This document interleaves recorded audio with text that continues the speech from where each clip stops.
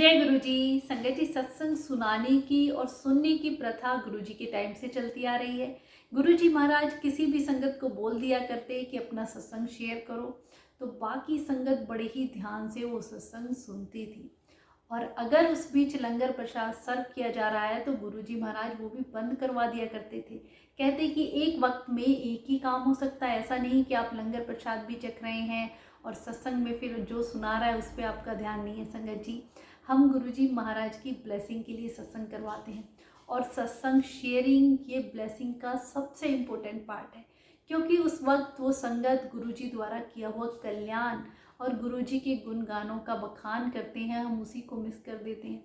ये मेरा खुद का भी एक्सपीरियंस रहा है। जब भी मैं किसी सत्संग में जाती हूँ तो यही देखा जाता है, आरती के तुरंत बाद संगत आपस में बातें करने लग जाती हैं। यही नहीं समझते हैं कि गुरु महाराज साक्षात गद्दी पे अभी भी विराजमान है। उनकी आपस में बातें, लंगर तुरंत सर्व कर दिया जाता है, सबको बड़ी जल्दी होती है कि जल्दी से बस लंगर करो और घर पहुँचो। आप इतना टाइम निकाल के आते हैं, 2 घंटे वहाँ बैठते हैं, आने जाने में पैसे भी खर्च करते हैं, पर जो गुरु जी की मेन ब्लेसिंग है वही आप मिस कर देते हैं। संगत जी, अगर उस बीच कोई संगत सत्संग सुना रही है तो आप लंगर प्रसाद उस वक्त ना सर्व किया जाए। संगत जो सत्संग सुना रही है केवल हमारा ध्यान उसी में होना चाहिए।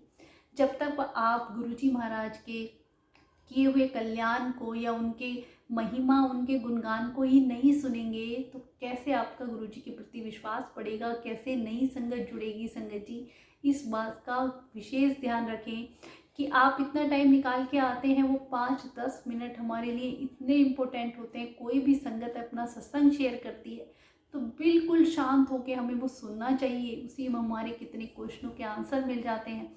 गुरु जी की ब्लेसिंग वही सबसे इम्पोर्टेंट पार्ट है और गुरु जी साक्षात गद्दी पे बैठे हुए देख रहे होते हैं। पर आजकल मुझे नहीं लगता कि ये चीज़ कहीं भी फॉलो होती है। सत्संग के तुरंत बाद ही संगत का आपस में बातें करना, अपना हालचाल, सोशलाइजेशन और वही लंगर प्रसाद करते ही तुरंत घर के जाने की जल्दी होती है। मैं मानती हूँ आपको घर जल्दी पहुँचना है, पर वो 5-10 मिनट आप इतना टाइम निकालते हैं तो वो ज़रूर निकालें। कोई सत्संग शेयर कर रहा है तो उसे बड़े ही ध्यान से सुने और उसके बाद ही लंगर प्रसाद चखें। संगत जी, लंगर प्रसाद भी कभी भी बातें करते हुए ना चखें, उसमें वो ब्लेसिंग नहीं होती। मंत्र जाप करते हुए, मन को बड़ा शांत रखते हुए केवल गुरु जी महाराज के चरणों में ही ध्यान लगाएं। गुरु जी क्यों कहा करते कि कोई एक फैमिली मेंबर आ जाता है तो मैं सबको ब्लेस करता हूँ।